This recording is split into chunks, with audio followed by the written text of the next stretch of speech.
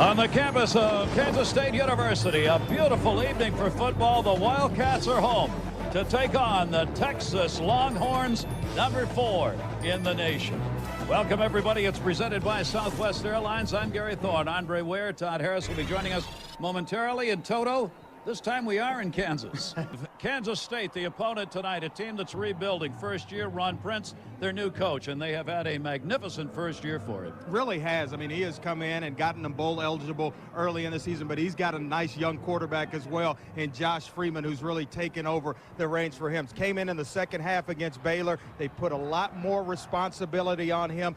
Last week had a near-perfect game, which earned him the Big 12 Offensive Player of the Week. He's young, but he's ready. It is really exciting to have two quarterbacks of this caliber, both so young, going against one another in this game. That's what we've got for you coming tonight. And as if the Wildcats needed more, this is the seniors' final game at home and a national champion.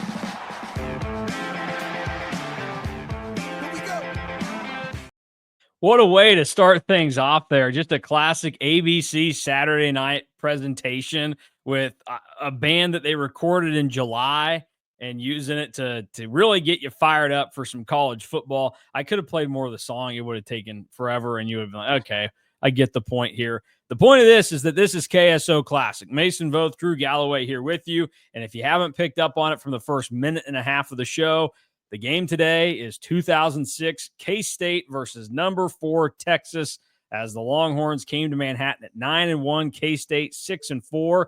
The Cats were coming off a little bit of a winning streak, back-to-back wins. Josh Freeman maybe starting to kind of settle in. You heard him mention right there he had just won the Big 12 Offensive Player of the Week the week prior, and this was a big opportunity for K-State, although I would imagine going into this moment you would not have expected K-State to probably win this game. Texas was rolling. They were 9-1. Colt McCoy is starting to blow up as a star in college football.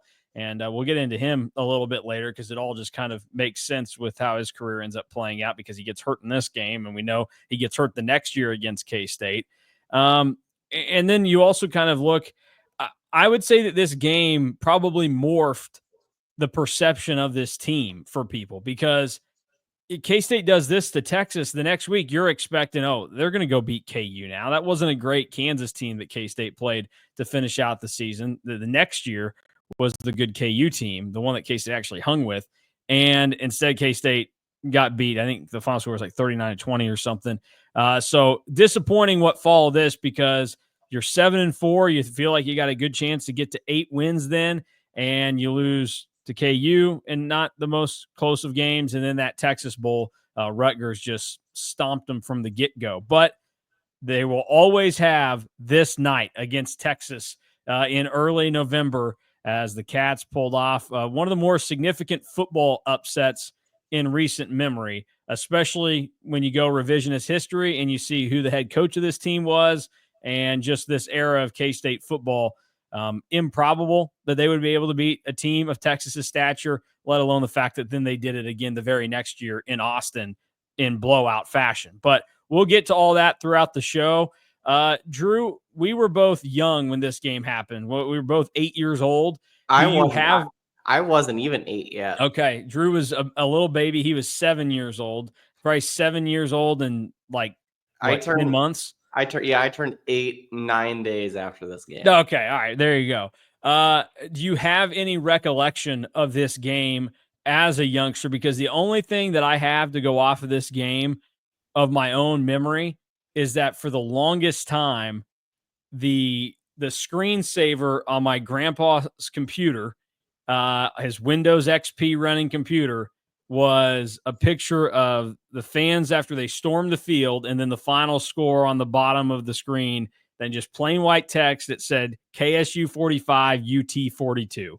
And that was the only thing that I knew about this game for the longest time, until I, was going through and watching highlights on YouTube.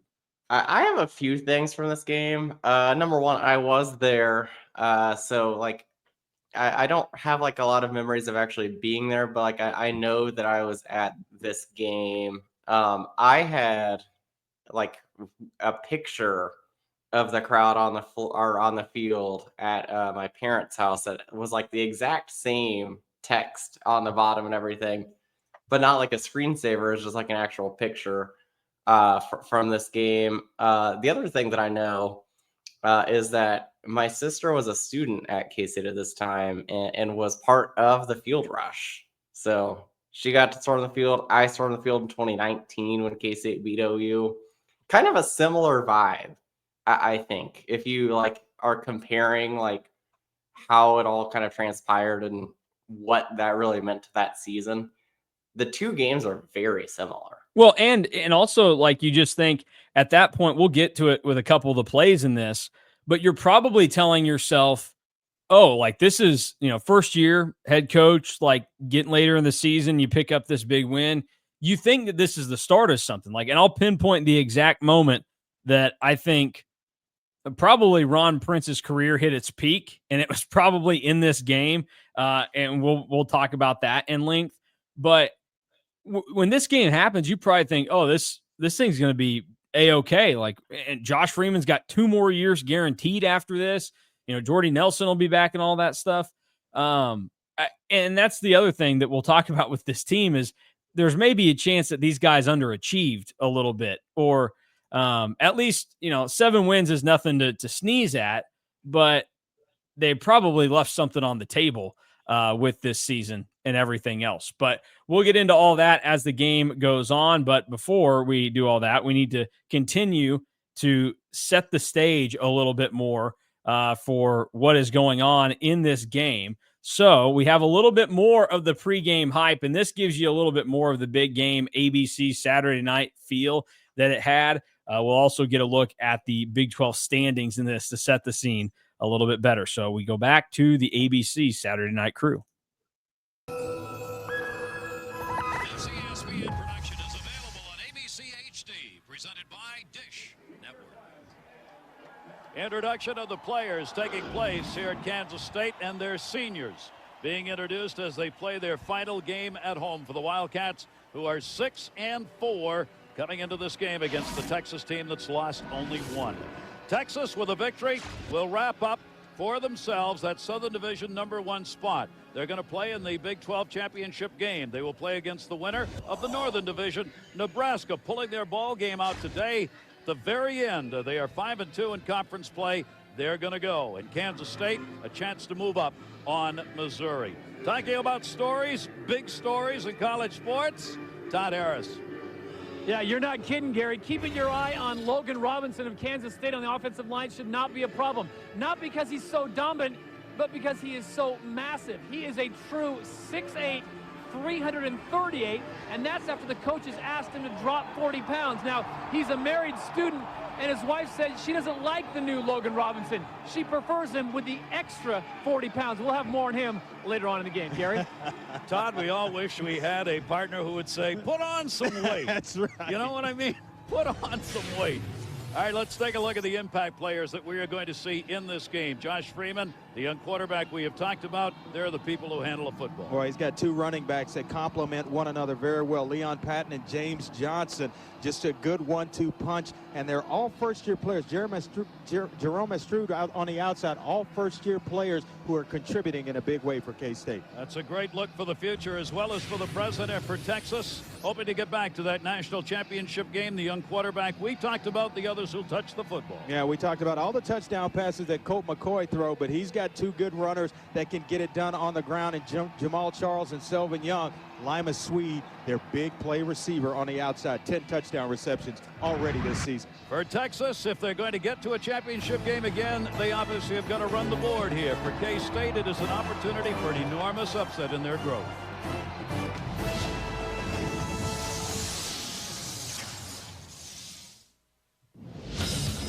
You're watching ESPN on ABC. Coming up moments away from the kick, Texas. They are right in the hunt for another national title. Kansas State will try and knock them off today. John Saunders, Craig James. So there you go. There is a little bit more of what you need to get ready for this game. We saw once again this era of football. The Big 12 North is atrocious. The South has a lot of really decent teams at minimum. Baylor was really the only one that flat sucked. And K-State was able to spring a mighty upset against Texas in this game. So that was a little bit more of the scene setting. How about that? I just shout out to Logan Robinson and his wife wanting 40 more pounds on him. That was an odd little nugget to start the game with, just an offensive lineman out of nowhere. But it's pretty peak for this era. But you never hear like the first story when they throw it down to a sideline reporter being about an offensive lineman, number one, and then number two about him losing extra 40 pounds and his wife being upset about it. That was wild. Also, like, this was the peak because you know that it's a big game when there's like two different lead-ins. Yes. And you had two lead-ins plus the studio show. So like this had like all of the elements of like peak like 2000s ABC primetime game, which we need to do a little bit more research on this. Why was this even picked as the primetime ABC game? Was it just because of Texas? I mean, Texas certainly had something to do with it. They probably just figured, all right, Texas is going on the road. You know, K-State had won back-to-backs. There was some momentum. McCoy and Freeman, you've got these young quarterbacks that could turn into something. I don't know. That's a weird one. I would also like to know, the rest of the scheduling. But you think at this time, like, I guess they were kind of handicapped by what they were, like, their scheduling, because isn't this the point where, like, the Big Ten doesn't do night games in November, and then the SEC hadn't been in that window until recently when they signed the new deal. So I guess really your only options for this would be you cut a deal and give something up somewhere else, or you have to take a Big 12 or an ACC game, and this must have been the best option. So. I don't know. It did fascinate me because at first I just thought that this was like an ESPN Saturday night game, which still would have been great, special, all that.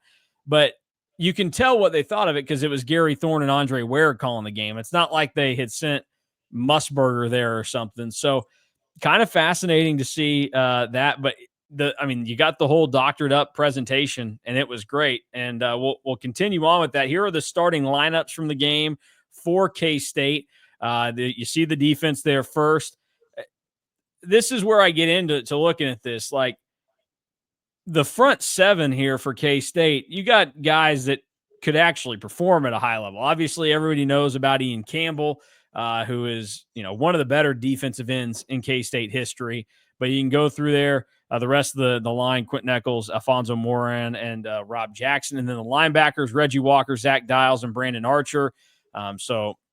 Three more than capable linebackers with NFL experience and big plays galore during their career at K-State. Freshman Josh Moore wearing 13, which is a gross number to see him wearing. It's good that he made the move to 4. And then Kyle Williams, Andrew Erker, and Justin McKinney finish off the secondary for K-State in this game. Before we get to the offense, any comments on K-State's defense here, Drew? No, I'm with you. Like, this front seven was really, really good. Ian Campbell was such a stud. Like, one of the more underrated defensive ends, I think, in K-State history. Linebacker version of Reggie Walker before the other Reggie Walker came later on. And then, I knew that Joshua Moore was a stud back in the day. Had no idea he played as a freshman, though. Like, yeah. That he was such a stud in like this era. We saw him in the 2009 KU game, and he was a stud then. He was a stud in this game as well. And just to remind people, the defensive coordinator of the 2006 Cats, current NFL head coach Raheem Morris. Well, we'll have more on the coaching staff later on. Yeah. Let's get to the offense, which was led by current Penn State head coach James Franklin in 2006. Josh Freeman, the quarterback, a freshman Leon Patton at running back, and then your receivers Jordy Nelson, Yamon Figures. So two guys NFL experience right there. Rashad Norwood and Jerome Strud are your tight ends, and then Greg Wofford, Caleb Handy, Jordan Bedore, Logan Robinson, and Michael Friesen are your offensive linemen. You look there, Josh Freeman, NFL quarterback. Jordy Nelson, NFL receiver. Yamon Figures, NFL receiver. Jerome Strud, NFL tight end. You had NFL talent galore on this team, led by guys that were eventually going to become some of the more respected coaches in the industry, evidenced by the fact that Raheem Morris has one of 32 NFL jobs, and James Franklin has been entrusted with, well, he's been the only person that's made Vanderbilt relevant at football, and now he's been able to have longevity at Penn State and get them chugging in the right direction. That's why I ask you, like, even though I don't think there would have been high expectations for this team, as we look back on it now and everything there, I think these teams should have been better. And once again, we can kind of point to the fact that the reason they were probably held back is a man named Ron Prince. Yeah, I think that Ron Prince held them back a little bit. Also, like, just diving in more, like, I think some of the ages held this team back a little bit more. Like, if you get junior year Josh Freeman with, like, an older Iman Figures and an older Jordy Nelson, and Jaron Mastrud isn't just a freshman. Like, a lot of the talent on this team was very, very young, really, outside of Jordy and Iman Figures. Like, we even highlighted Joshua Moore. Joshua Moore was just a freshman. So I think that a lot of it was just the age, and then you also had a first-time head coach to go along with it. So looking back, they probably left a little bit on the table, and, like, I need to do a little bit more digging onto, like, the 2006 season just as a whole.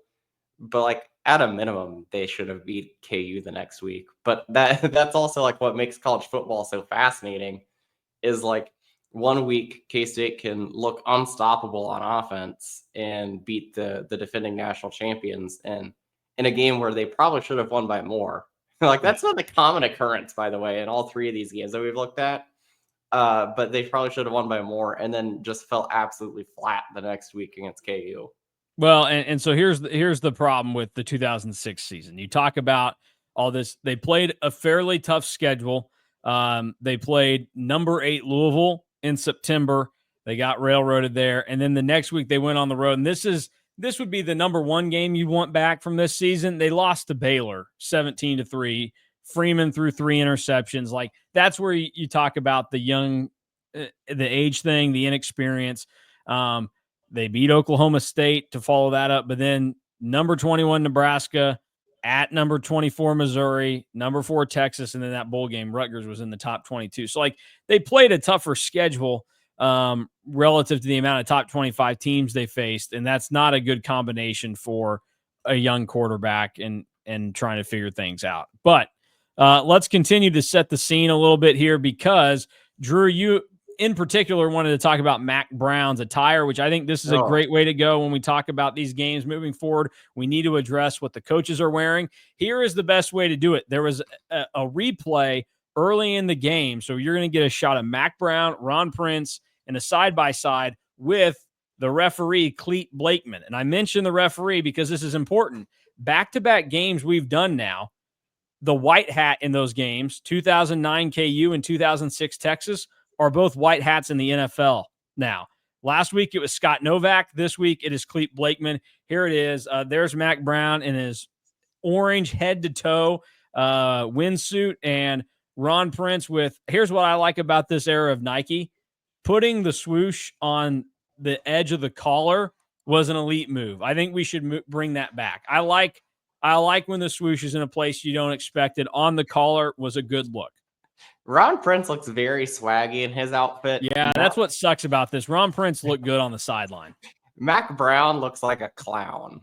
like whoever dressed Mack Brown for this game did not do a good job. Yeah, not great. All right, let's continue with our KSO edition of What Not to Wear. We'll close it out by grading the uniform matchup in this game. K-State in their home whites, Texas in their road, or in their home purples, Texas in their road whites. It's fine. I think because night game, it makes the uniforms look that much better for K-State, but I'll give it just a 7.3. I know people like Texas's all white look. This era, 2006, those all mesh uniforms that like look like practice jerseys now, you're never going to find me praising those. It held the look back. K-State had the better jersey model. This is like Texas here is like the Green Bay Packers, where they've got a much better version of the uniform you can wear now, and the Packers are choosing not to do it. They're sticking with the old template that Reebok was kicking out to them back in the day. Like, upgrade a little bit, make it look a little cleaner. K-State looked clean and good, although the numbers have changed a little bit now. There's not as much like round curves to them. I gave it a 7.3 because the mesh Texas uniforms were that bad. Oh, see, I gave it a 9, still even with the Texas That's mesh fine. uniforms. If this was like current day, they were wearing what they wear every week at home and away, and it was a night game and had like this big feel to it, this would have been a 10 for me. But like you said, like the Texas mesh uniforms didn't look great, and was the only thing that really like took this from being a 10. But it's a solid 9. Like this is a great uniform game. All right, let's get into it. Let's start talking about the game itself. Texas, K-State. The Cats ultimately get the win, 45-42 in this one. And Texas goes down, scores pretty much instantly opening drive, allegedly, because we'll get to this later, but the officials and their assistants to Texas, if I can see why people would have that thought process for a while, because it was in full force in this game. There were a lot of things that you go, really? That's how they're going to rule that? But Colt McCoy gets injured on the quarterback sneak that ultimately put Texas in the end zone, and he doesn't return to the game. So K-State goes down. They immediately get this thing rolling because you get a Yamon Figures touchdown, and it would not be the last time we talk about Yamon Figures. And give him 21 after the spot. Johnson stays in that backfield. Two receivers split out, looking downfield, going deep towards the end zone. Man open, touchdown! Yamon Figures!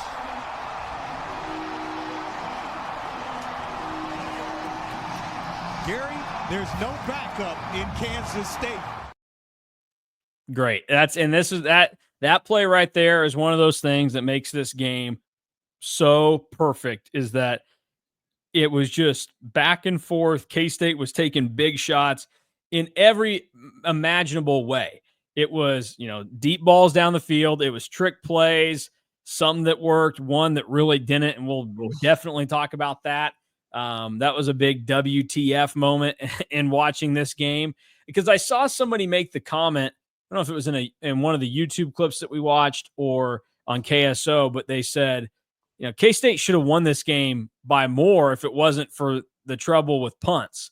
And so I kind of thought, I was like, oh, maybe they got 2 punts blocked or gave up a big return. And then you watch and you see that Ron Prince handed it to Texas. Like, what? Twice. Yeah, it's just very, very stupid with how that goes. But what do you make of the first touchdown of the game, the bomb to Yamon Figures? That was like the tone setter, I think, because I think that after Texas allegedly scored on the first drive, because I'm still not overly convinced that it was BS. McCoy got in, that to come back and score pretty much instantly, really, I think, gave this game a boost and gave them a lot of confidence that they could play with Texas. And we'll get into it more, but like the Yamon Figures bombs that were caught in this game, like of all the things that I really remember from this game, because like I said, I don't remember like a ton, but I remembered both deep balls that Figures caught for touchdowns, which like that was like the iconic moments of this game, I think. And then added bonus on this first one of the ref just absolutely eating it on air.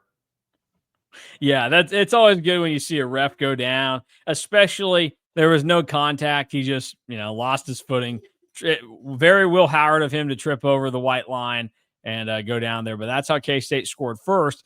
Texas, they were able to answer. They go up 14-7. K-State uses another big play to even the score once again. Josh Freeman, dangerous. He's moving here. They're down a touchdown. Figures has already caught 3 for 61 yards. That's inside the 20, down to the 15, the 10, and touchdown, James Johnson.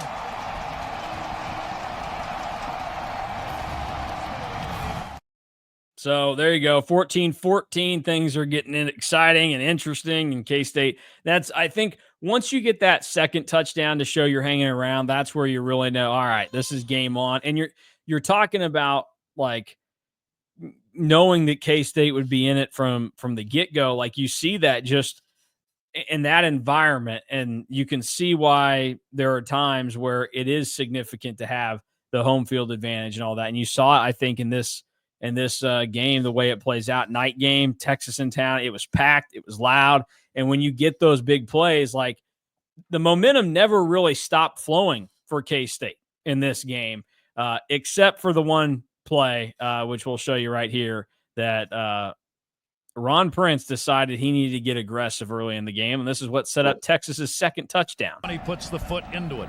So for Texas, a big rush. It's a fake, and they wish they hadn't. At the 10-yard line, it is loose. It is still loose. Texas will get it in a big pileup. That ball seems to be squirting everywhere. Just a great casual, and they wish they didn't by Gary Thorne there, because, I mean, just atrocious in that situation to go with that. Oh, yeah, horrible situation. But can we run the play back again? Because I just noticed something about this play. All right, here we go. He puts the foot into it. So for Texas, a big rush. It's a fake, and they wish they hadn't. At the 10-yard line, it is loose. It is still loose. Texas will get it in a big pileup. That ball seems to be squirting everywhere. Was this a good decision? Probably not. Like, obviously, it ends up being a horrible decision because rare fumbles and Texas scores on the next play. But the thing that I just noticed, again, and I watched this punt, this fake punt twice while I watched it on TV, and now twice with you. I think that if the guy doesn't slip, he's open, and they might get the first down, and they probably get the first down. Was this still, again, like I said, a good decision? No. Did this probably impact the way that the punting went the rest of the game? Maybe. I mean, it was wildly ill-advised. Yeah, wildly ill-advised, and like something that like most people wouldn't do. But like, if whoever that was doesn't slip, that could have been a big play too.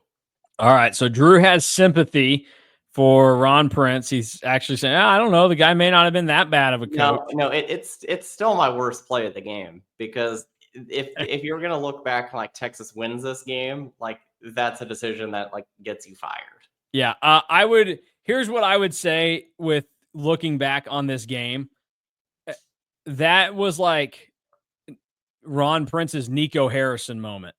Like, that was Nico Harrison trading Luka to the Lakers, and then you get the first overall pick in the draft, and you get Cooper Flagg, and you're like, look, I think he said, did he say fortune favors the bold or something this past week afterwards? It's like, no. Just because you got lucky doesn't mean that you're not still an idiot.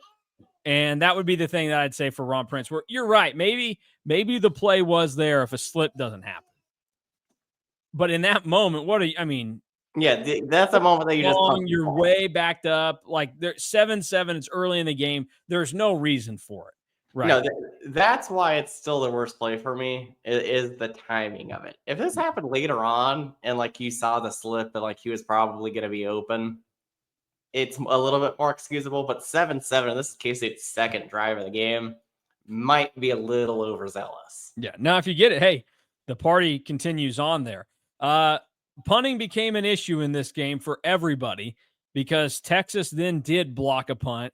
K-State also blocked a punt, and Texas had a failure with their punt coverage because Yamon Figures hit him with a big return that set up K-State's third touchdown of the game and their first lead. This reps how to throw the football with touch, when to drill it, when to put some touch on. High snap. Greg Johnson gets the kick off, and it's taken at the 40-yard line. Kansas State 45 midfield. Figures 20. Figures one man to beat. Gets it inside the 10. What a game Figures is having in every aspect of it. He's got a first down and 10 there in the red zone of Texas. They go straight up the middle of the 5-point touchdown. Leon Patton. Whoa, doggy, as Keith would say. Hang on, as this Kansas State team in house is celebrating. So big plays galore right there. An elite punt return by Yamon Figures. The spin getting out of there because I don't know that many guys squirt through the way that he did. And some credit to the Texas punter for putting up enough resistance, and he stayed far enough back to make sure he could kind of get in there and allowed one player to catch up, bring Figures down, and prevented it from being. And I mean, probably one of the more iconic punt return touchdowns in K-State history. And it ultimately still led to a touchdown, but you missed that big play. But Leon Patton answered immediately after. One of the few times that K-State got positive rushing yards in this game, because the Cats, they were not very good on the ground. If you look at that, they had 25 carries for 23 yards in this game. But that good? They will always have that punt return setting up the Leon Patton touchdown. The thing that makes me laugh about this game and watching it again is how good of a game Yvonne Figures has in this game, but couldn't get past the Texas punter. He was the only one that could really stop Figures the entire game. It was a masterclass. I was so excited when we said that we were going to do this game because I knew that it was a really good Yvonne Figures game. Oh, it lived up to the memory. That's a great line. That the Texas punter is the only one that was able to stop Yvonne Figures in this game. All right, as we continue on here, we got to go and get into just some of our usual tomfoolery here that we like to have as we look back at these old games, which means we need to discuss the Aflac trivia question from this game. So we'll dive into that here. And the question from this game was, which three freshmen have finished third or higher in the final Heisman voting since 1980? The answers were Adrian Peterson, Michael Vick, and Herschel Walker.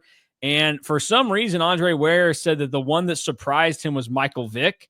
Obviously, Herschel Walker and Adrian Peterson, guys that are very deserving of that. And I get why you would think of it, but kind of surprising. And another little nugget on this, they spelled Herschel Walker's name wrong on the Aflac trivia question thing. They left out the C in his name. So it's just Hirsch L, no C in there. Just something to take away and notice. But as we know, we can't trust these people to come up with great trivia questions every game. This stems from the fact that the one in the 2003 K-State Nebraska contest was terrible. That's why, Drew, I have my own Aer Lingus trivia question for you today. But first, let's remind everybody that you can get your tickets for the 2025 Aer Lingus College Football Classic. Your last chance is coming up right now. Game is on August 23rd, 2025. Go to cats2ireland.com to get your travel, hospitality, and game tickets, all that taken care of. Just one-stop shopping to make sure you're over there on the Emerald Isle to watch the Cats and the Clones in the 2025 Aer Lingus College Football Classic. That is Cats, the number 2, Ireland.com. Get there, check it out, and see what is going on over in Ireland. And there you go, Drew. There is your Whirlybird. Does it make your life a lot easier knowing that the only logo that you have to change when you do this is the Iowa State one? Yeah, it's a little disappointing though. I'll tell you that much. It'd be fun if we had a little bit more creativity with logos, which is where we get to for your Aer Lingus trivia question for today's edition of KSO Classic. Drew, can you name the BCS Bowl winners of the 2006 college football season? 2006. Was this an Ohio State championship winner? This was, if it helps, I will tell you this: the 2006 season, which means it would be considered the 2007 national championship. A lot of these games took place in 2007. Boise State won the Fiesta Bowl against Oklahoma. Yep, this was the Boise State Fiesta Bowl win. So you have one correct answer. You only get one crack at each bowl. So I'm not going to count your first Ohio State guess against you, but you have your Fiesta Bowl correct. Okay. Let's see. 2006. I'm trying to think of the things where they said who was actually good during the game.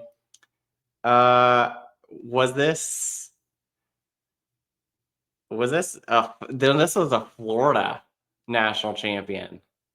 Tim Tebow? That is correct. This is Tim Tebow's first national championship at Florida. And then this is where it gets hazy. The Rose Bowl, if Ohio State was in it, Michigan was probably in the Rose Bowl. Did Michigan win the Rose Bowl? That is incorrect. Oh. So we need orange and sugar. Yes, orange and sugar. Sugar Bowl, if I remember right, they were talking about how the SEC championship game could be Florida and LSU or Florida and Arkansas. And I'm going to say that it was probably like Florida and Arkansas, and Florida obviously won. So I'm going to say LSU won the Sugar Bowl. Great logic.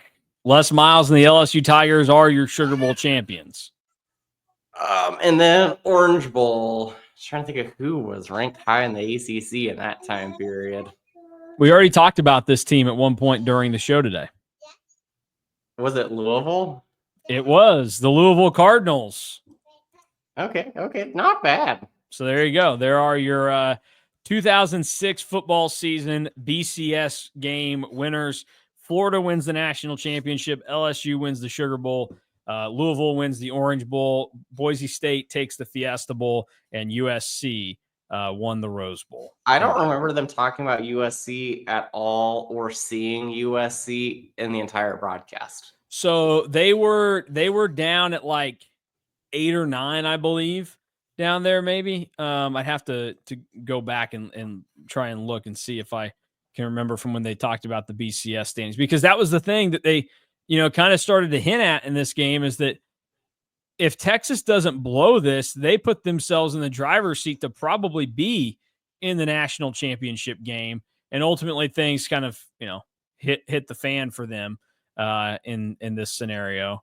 But like the opportunity was there to make something special happen, and they ultimately couldn't. But yeah, I think USC was a little bit lower, and they were talking about all these teams that could probably move up a little bit based off of how the standings were kind of working out. But yeah, there you go. That is your Aer Lingus trivia question for today's KSO Classic. And now we can get into our categories, because that's going to start taking in some time to some of the best plays from this game. And we don't want to waste too much time on some of those. So let's get in, Drew. What is your best play from this game? Mine is a sequence of plays, because I cheated the system a little bit.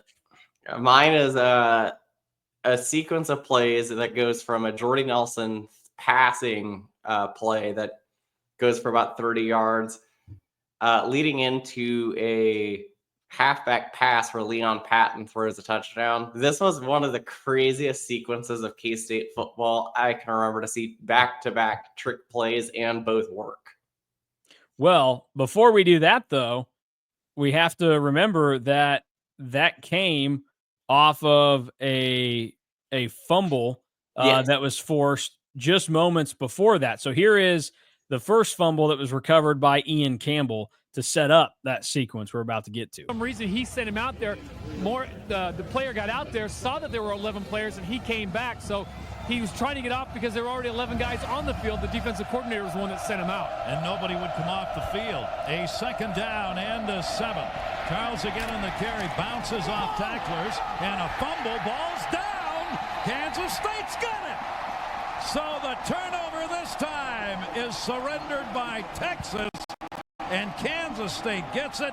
Ian Campbell getting on the football. If I'm Ron Prince and this coaching staff at Kansas State, I'd take a shot right. So, couple things there. Shout out to future Chief Jamal Charles for coughing the ball up. That's such a huge play because Texas was in the red zone right there. K-State gets the takeaway. They get a big third down conversion to Yamon Figures. And then after that, it's just a few plays after the fumble. They do exactly what Andre Ware suggested. They take their shots. 5 receptions, 93 yards, and a 52-yard punt return that set up a touchdown. Kansas State into Texas territory. Everybody moving. No flags. They're going to throw it downfield, open at the 20, and inside the 20 to the 17-yard line. A lot of movement, but no flags. Gordy Nelson is the receiver who threw the football, a 29-yard gain at Norwood. And Nelson They combine for 29 yards. Yeah, in order for this to be a pass, it's going to have to be a lateral. You're going to see Jordy Nelson right there take a step back and all of a sudden gather himself. Nice flip out there by Josh Freeman and enough time to get the big fella open down the field. And how about the throw? Nice touch on the football. Right on the money. And they are in the red zone here as they've got a first down and 10. They put two receivers near side. Another option throw looking to the end zone. It is caught. Touchdown! Two in a row. Cedric Wilson on the reception. Well, who would have expected it? Not two in a row. You won't do that to me 2 times in a row. And that right there is where the career of Ron Prince peaked, is calling those back-to-back plays. And I can already tell you that, like, it would have been running through my head at the time. If I was doing the job that I'm doing now, we would have gone on the KSO Sunday show, and I would have proclaimed this as, this is going to be fun. This is going to be a great era of K-State football. That was phenomenal. That was everything you want, and obviously ended up not being. But I can imagine in that moment that felt like, oh, this is going to be a runaway train. K-State's going to get back on track here. As we know, they didn't, but that was phenomenal. That 2-play sequence was freaking awesome. Number one, again, goes back to your ref Texas conspiracy. Missed the most obvious offsides in the world. Yeah. But doesn't matter because Jordy throws a bomb. Yeah, because I want people to know I showed that in real time. So if you thought, oh, I jumped ahead and like they declined the penalty. No, there was no flag thrown on that play. Yeah, the reason he got such a good jump was because he was so far offsides that the offensive lineman had no chance. And then the halfback pass ends up being a hilarious play because Leon Patton throws it into double coverage when Josh Freeman is just wide open with nobody around him and could walk into the end zone. And then even more hilarious is that they go on the broadcast right after saying that that's Cedric Wilson's first touchdown of the season. Yeah, very RJ Garcia like to have that be, your first touchdown, picking the right moments for stuff like that. The funny thing too is you watch the Jordy pass and the Texas DB, if he just keeps running straight at him, he probably affects the throw enough or just blows the play up completely. But instead he got into like a weird mode where he didn't know what to do. And so he acted like he was a pass rusher that couldn't move fast enough. And so he starts going into like hands up, trying to deflect the ball mode. And I mean, it was a dime from Jordy Nelson. And then it shouldn't have worked. The Leon Patton pass should not have worked the way that it did, but the magic was right for K-State on this night. We'll talk about this later, but holy moly, the game that James Franklin called in this game, like this was a master class as an offensive coordinator. Well, as you know, we've talked about it. The coordinators were much more qualified coaches than the head coach in this game. So here is Raheem Morris's defense once again stepping up and making a big play. Kansas State, that's how we got to 28-21. That is the first touchdown reception of the year for Wilson. Selvin Young in the backfield, 30-35, not enough for a first down, another fumble, and again Kansas State has it. Another fumble, Ian Campbell for the second time. I mean, what a hit there to force the fumble. You could hear it on the broadcast. Let's play it again because I mean it. Kansas State, that's how we got to 28-21. That is the first touchdown reception of the year for Wilson. Selvin Young in the backfield, 30-35, not enough for a first down, another fumble, and again Kansas State has it. Another fumble, Ian Campbell for the second time. So that was phenomenal with Brandon Archer just popping Selvin Young. K-State gets the recovery, and you talk about James Franklin calling a perfect game. Well, we get to see why, because K-State once again immediately tries to take advantage of it, and this was there the entire game. Cover the last two. Johnson is in the backfield, 1st and 10. Again, Freeman looking to the end zone, man open, touchdown! Unbelievable!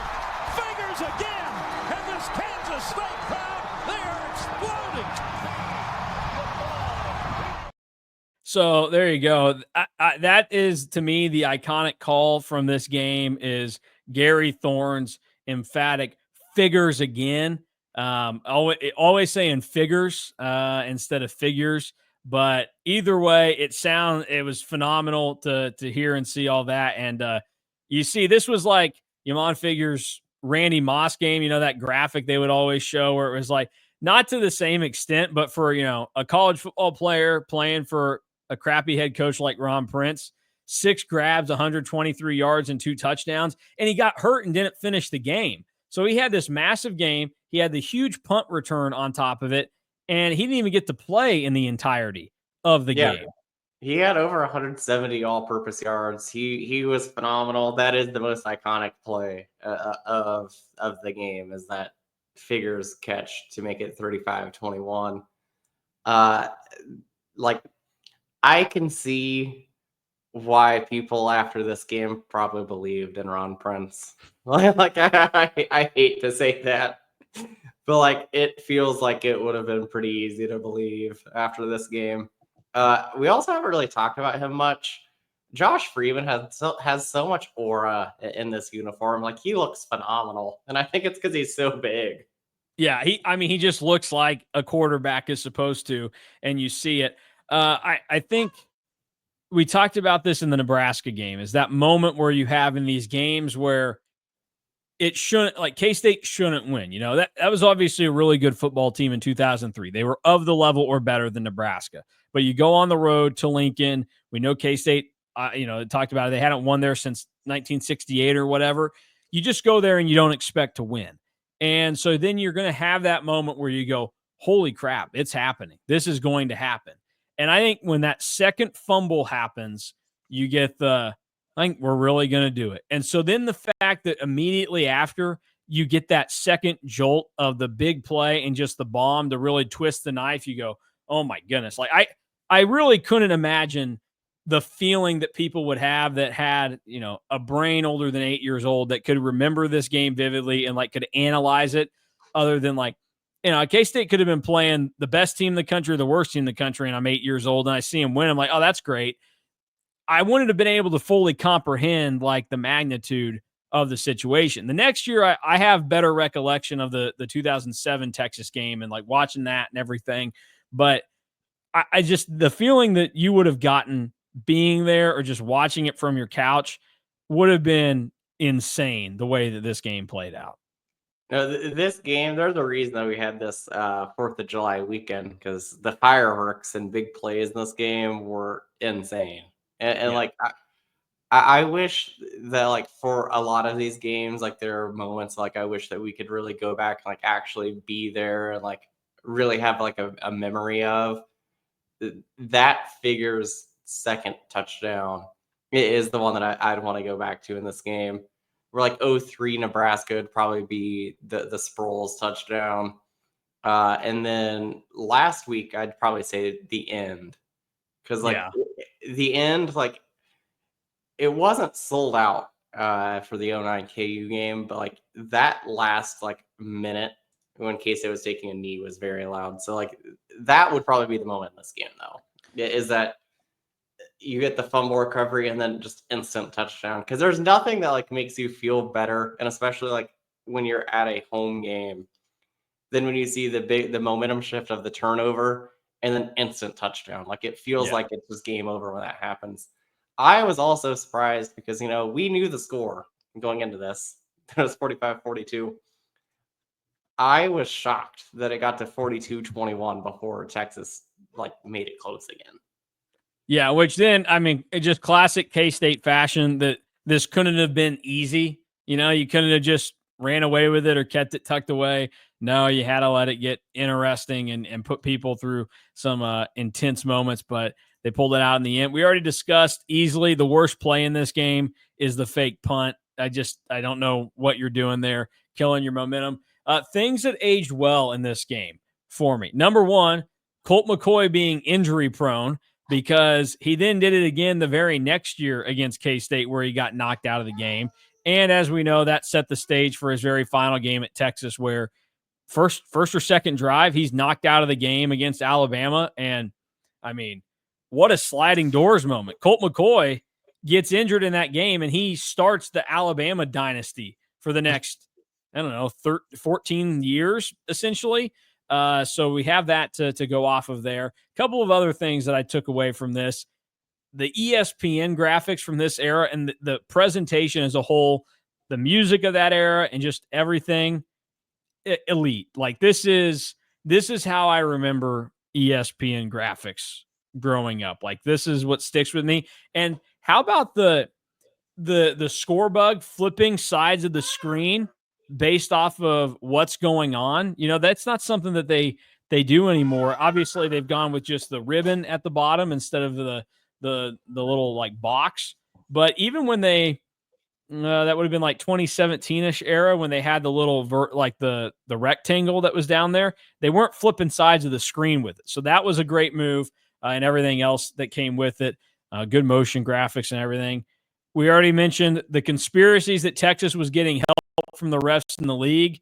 Full force in this game. Like there were a bunch of different things, and we talked about the Colt McCoy touchdown that probably he wasn't in on. The no offsides flag on the Jordy Nelson pass. And there were a handful of other things that happened in this game.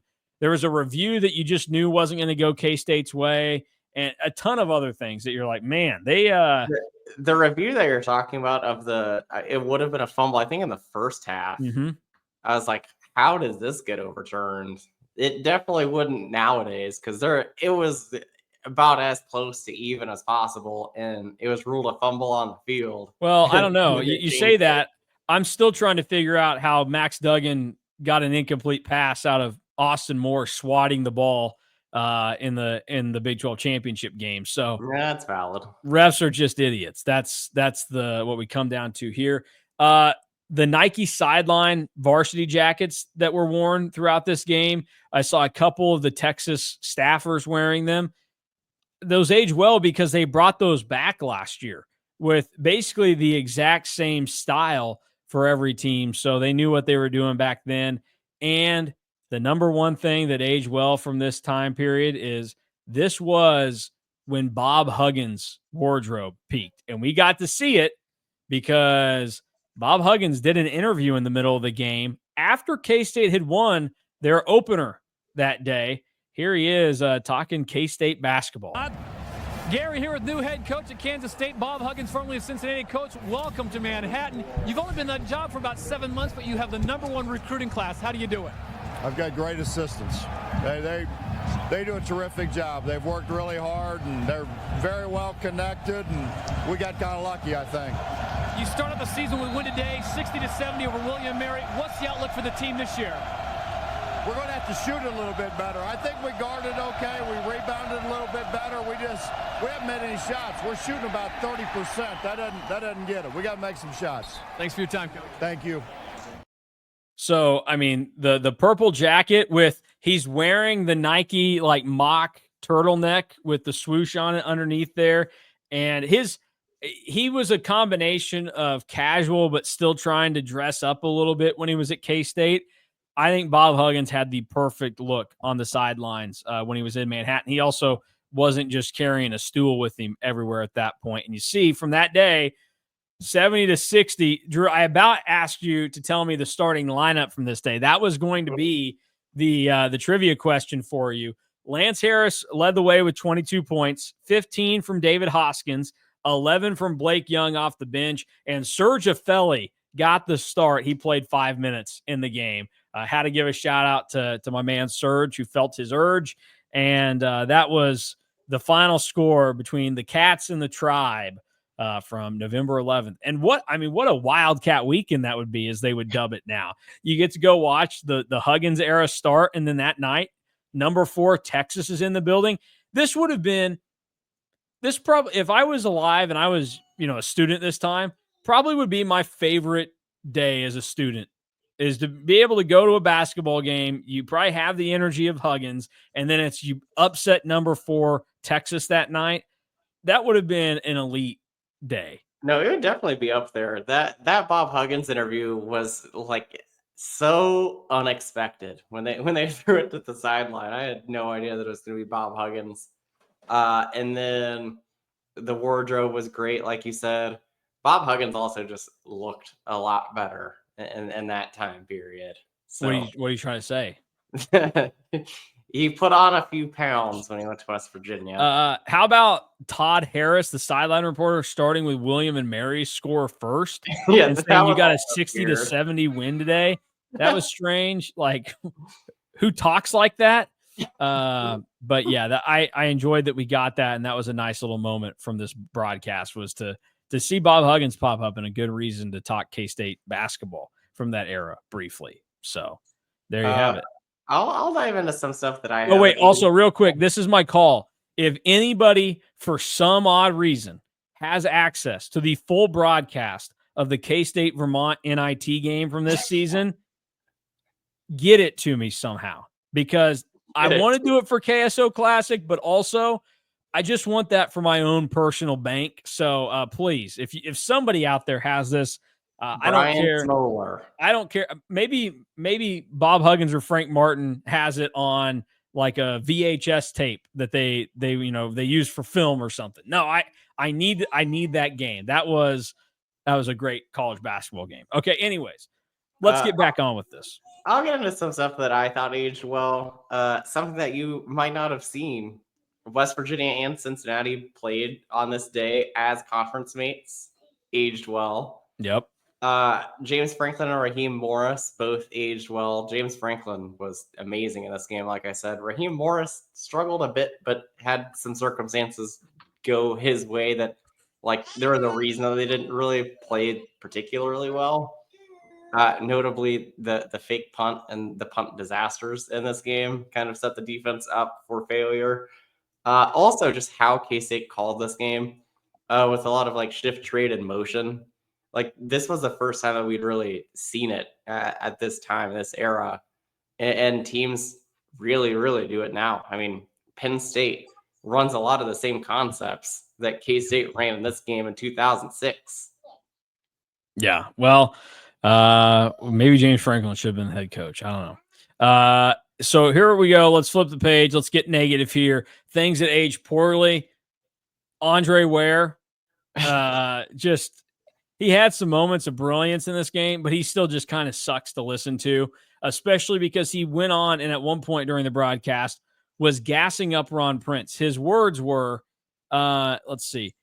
He praised him and said, "You get it immediately by sitting in a room with him." I think there are a lot of people that remember Ron Prince and be able to say that you sit in a room and you immediately don't get it with him and go, why is this guy the head coach at K-State? That was not great there. And the mesh uniforms, I already talked about it. And then Josh Freeman's interception in this game was horrible. If it was not for the terrible fake punt, that would be the worst play of the game. And that kind of set up for really that entire first year for Josh Freeman, but he did have a little bit of an interception problem at times. So the bad Josh Freeman interception did not age well. One of the first things I have that aged poorly was just Ron Prince. Yeah. Just a brutal True. down. It all went downhill from this moment. Another thing was that the clock running after kickoffs didn't age well and was very odd, even like watching it back. It didn't make a lot of sense. And then I also had Andre Ware, so we were on the same page. Yeah, Andre Ware. Andre Ware, though, I will give him this. Better in 2006 than he is currently. Yeah, that's true. And I don't know. That's tough. That's tough to do there for Mr. Ware. All right, moving forward here. We got to grade the broadcasters. We're already talking about them in this. We've got different views on this. I have to give it an A+ just because, look here, let's listen to me here, Drew. I love Gary Thorne. I love the enthusiasm that he provides. Did you listen to every touchdown he called in this game for K-State? Yeah, he also called K-State KU He at did least that 3 one time. times. I was going to mention at least 3 times. I only heard it one time, but yeah, that's not great. We talked about this though. The man was just in Baltimore Orioles mode. He not like he calls a ton of college football games. And he's been known to have an iconic slip of the tongue from time to time. Okay. So whether it's K-State playing Texas or Albert Pujols grounding out, I don't know what you want to say. He was getting older at that point. He was still great, and his just the enthusiasm. And again, I already talked about figures again. Loved it. He was great. Todd Harris and Andre Ware sucked, though. They were terrible. They had no redeeming qualities, and this is purely just a nostalgia thing with Gary Thorne. It sounded great. He made the moment feel big, even if he slipped up a few times. My honest grade, I would give it a B. So you're just giving Gary Thorne an A+. Yes. Okay. Mainly because just I love him. So I'm going to give the broadcast team a C-. Oh, jeez. They were not good. Gary Thorne kept calling K-State KU and did it like instantly, which that really tanked the grade for me. Andre Ware had some moments where I thought that he was really good, but he also had some moments that it was like, oh, this is Andre Ware currently as well. And then the sideline guy, I didn't remember his name until you just said it, and I just forgot it again. And he was terrible. He's so weird because he doesn't come across as a guy that likes football to me, but he apparently got to do games with the Keith Jackson and Dan Fouts crew at different points.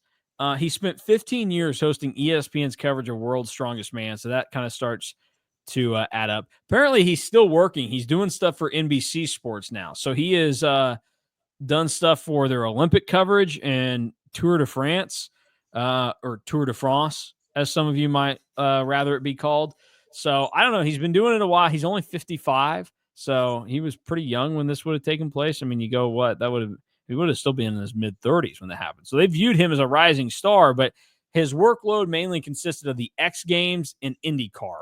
So I bet that they viewed Andre Ware as a rising star because Andre Ware was pretty young at this time. Well, yeah, you think young guy was an iconic college football player. You're like, yeah, he's got to be really good, and then he just isn't. And they were not good. C-. Okay, all right. Any notable moments from the broadcast for you that stood out? We obviously played the Bob Huggins interview. That was one of those that came across to me. We talked early on. Just the presentation in general of you go to the broadcasters first, they open it up, they set it, and then they come back. Then they throw to the studio with like an elaborate like intro. Like they had two different special intros played here. Like they just gave this the full big game treatment. And that to me, like that's entertaining because we just came off of watching K-State and KU in 2009. And we know that Versus didn't really give it that special level of treatment. Now there were some financial things that probably played into that. But that's just one of those things that sticks out. It made this game feel all the more bigger. And it's good that you got that because this is an iconic K-State football game. Yeah, I had the exact same things written down as you. The highlight package was amazing. The song with the highlights and the lead-in was so like early to mid 2000s ABC Saturday Night Football. It was awesome. The Bob Huggins interview was hilarious. And then I did have down that Gary Thorne said KU 3 times. Okay, well, cut Gary some slack. I mean, get somebody that maybe hasn't been calling baseball games all year long. It doesn't affect Benetti. Yeah, but he's built different. So I don't know what you want me to say there. He's also many years younger than Gary Thorne was when Gary Thorne was doing this. Maybe don't get somebody that's old that only has. No, don't say that. That's ageist. All right, let's continue on before Drew offends any other population of people. Because the old white guys are already out, and the Andre Ware fans have turned this off. Okay, MVP of the game. Pretty simple answer, I imagine. Yaman figures for both of us. Yeah, Yaman was insane in this game. Yeah, Yaman had me saying, yeah, Mon. Nice. Don't say nice. That was not good. Still aged well with how fast he was in this game and how fast he was in that time period because he still has one of the fastest 40-yard dash times at the NFL Combine. And speaking of him, I did write this down at one point. Let me make sure I have where this. Andre Ware said at one point during the game, quote, "We may see this man on Sundays," end quote, when he was talking about Yamon Figures, who was a 3rd-round draft pick that year. So it would have been pretty clear at the time that, yeah, Yamon Figures was going to be playing on Sundays. He was a 3rd-round draft pick that season. It's not like, if you're talking about Josh Freeman at the time, you say, hey, this guy could be something special down the road. Okay, like that's fine. He ended up being a 1st-round pick. He was a freshman this year. He had 2 more years to play. Come on. Yeah, I mean, he technically wasn't wrong, though, and a lot of times Andre Ware gets stuff wrong. So that's fair. That's fair. So we have Figures down as our MVP. That's an easy one. Who are some underrated players from this game? Your under the radar MVPs. Okay, so it feels weird to say this because again, we've just barely mentioned him, but like Josh Freeman was really good in this Had game. that down too. But besides the 1 interception, that was horrific. I also have down Leon Patton and then defensively Brendan Archer. Brendan Archer was a man possessed in this game. Felt like he made every tackle. The only one that I would add to this is I gave a nod to Jeff Snodgrass for nailing a 51-yard field goal as the game kind of started to tighten up late. To bomb it, get it through there with precision. I gave that the nod because it was 42 to 35 at that point before he made it. You miss it. Texas is getting good field position, only down a touchdown. And with that time left, you get to go up 2 scores. Texas was going to need something special to happen. They did score one more time, but that solidified the game. This was not a 2019 K-State OU situation where like the last crack OU's getting that onside kick. There was only a couple steps they had to do. There was a longer process that needed to happen for Texas to actually come back and overtake this game. They didn't. So I had Freeman and Snodgrass down as guys that I would give underrated awards to. Also, shout out to a couple of guys that were playing in this game defensively that we then saw in the 2009 KU game, and John Hulick and Josh Moore on defense. They played significant snaps in this game. So there you go. Let's see. Random players from this game that you noticed on the field or that you would like to give a shout out to. Not totally random, just kind of fun to see like the origin story of Jamal Charles before he goes on to have a good career with the Chiefs. But anybody else stick out in this game? Mine for K-State was Andrew Erker. Like I didn't know who that was until this game began. I also had down not just Jamal Charles, but also Ross from Texas. And seeing him before he really became like a track star because he's an Olympian. Now, how about that? Yeah, so I had that down. And then I think if you wanted to go like any other directions in this, I guess you could probably pull a couple of players out, but I thought that those were the most significant ones.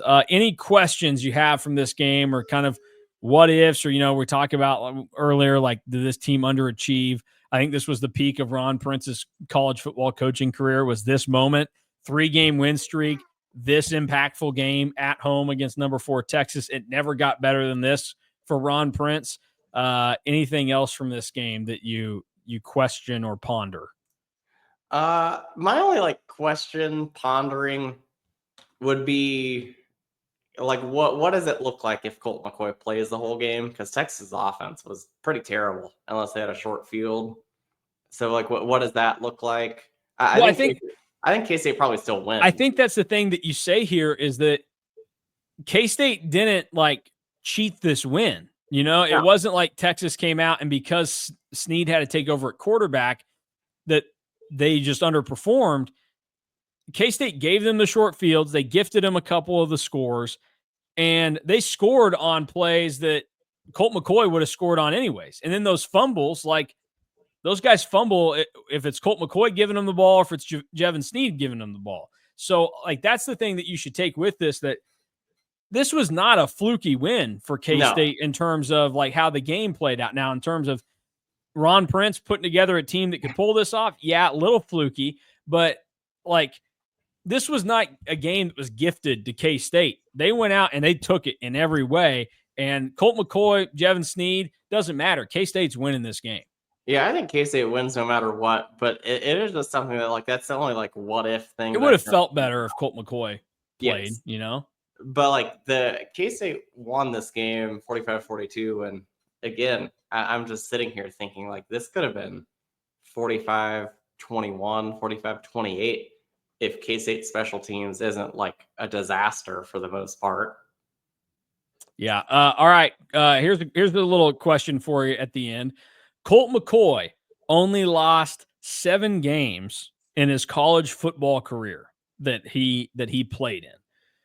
Can you tell me the 3 schools that he lost to that he also never beat? So these schools that he played, he only beat them. Actually, there's only 2 of them now that I look back on it. So only 2 teams Colt McCoy played and never beat in his college football career.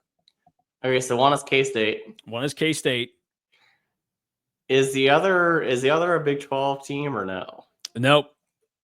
Is the other one like Ohio State or like somebody of that stature? Oh, we already talked. It's Alabama because he lost in the yeah. national championship against them. So the two So titans of college football. So he is 0-1 against Alabama. Mm-hmm. Yep, 0-1 against Alabama, which is funny. First I thought it was 3 because I was going to say, well, Ohio State would be on that list. He played Ohio State twice in his career at Texas. That was Texas's first loss of the 2006 season. They played Ohio State, and that was a big game, number 1 versus number 2 at the time.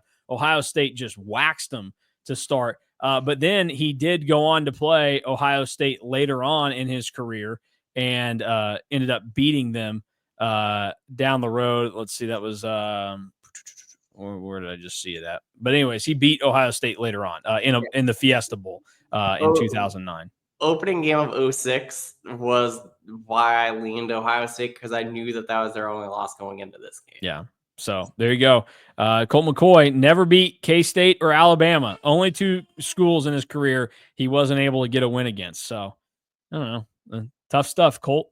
All right. Rate the game. What is the grade that you give this on a scale of 1 to 10? I am going with a 9.3. It is a top 5 team, night game at home. So big environment. It has the big game feel to it.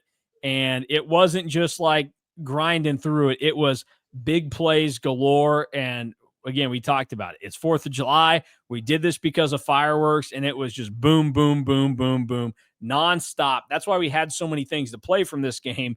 You just couldn't turn and then see, oh, no, we're not getting anything here. No, it was always big plays. So that is why I give it a 9.3. I don't know that we're going to do a game that is much better than this. No, I agree with that. I went with a 9.1.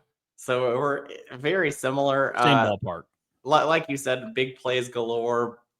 One of the biggest upsets at K-State in recent memory. Also a home game. Doubled in with a field storm, which is also really fun. And the environment was electric throughout the game. Like it was loud on the replay.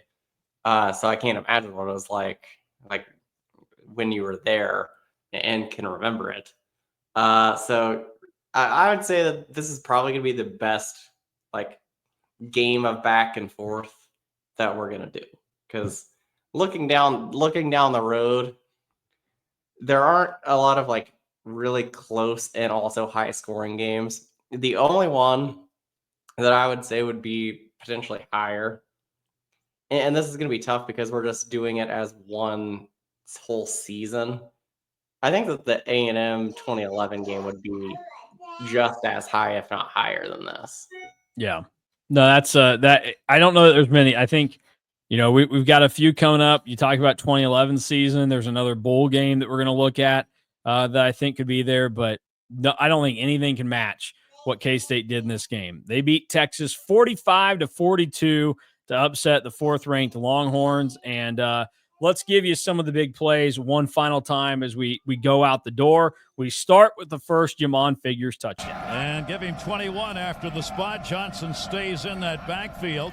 2 receivers split out, looking downfield, going deep towards the end zone. Man open! Touchdown!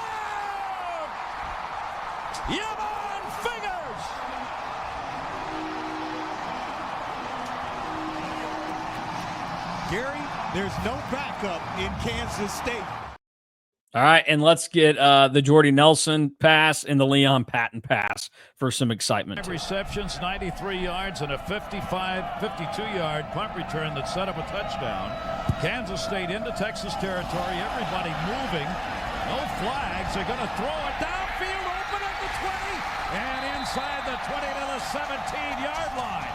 A lot of movement, but no flags. Jordy Nelson is the receiver who threw the football, a 29-yard gain at Norwood, and Nelson, they combine for 29 yards. Yeah, in order for this to be a pass, it's going to have to be a lateral. You're going to see Jordy Nelson right there take a step back and all of a sudden gather himself. Nice flip out there by Josh Freeman and enough time to get the big fella open down the field. And how about the throw? Nice touch on the football. Right on the money. And they are in the red zone here as they've got a first down and 10. They put 2 receivers near side. Another option throw looking to the end zone. It is caught. Touchdown! 2 in a row. Cedric Wilson on the reception. Well, who would have expected it? Not 2 in a row. You won't do that to me 2 times in a row. All right, and that will do it. We will send you out for one last time with figures again to close it out as K-State 45-42, the final score. They beat Texas in 2006 for the iconic win of the Ron Prince era, probably the game to best associate Josh Freeman with, and a lot of these other guys that were wearing purple that unfortunately played for a really crappy head coach for a lot of reasons. He was a crappy head coach, but they will always have this night in 06 against the Horns, and this was a part of a good stretch for K-State taking on Texas in basketball and football. So for Drew Galloway, I'm Mason Voth. Thanks for watching and listening to KSO Classic. We are back again next week. Basketball up for the first time. We talk 2008 K-State USC, the Cats back in the NCAA tournament for the first time in my lifetime, and we will dive into all that next week. Michael Beasley, Bill Walker, Clint Stewart, you name it, we've got it. We'll talk about the Cats and the Trojans next week. And on our way out, here we go, Yamon Figures. Covered the last 2. Johnson is in the backfield, 1st and 10. Again, Freeman looking to the end zone, man open, touchdown! Unbelievable! Figures again!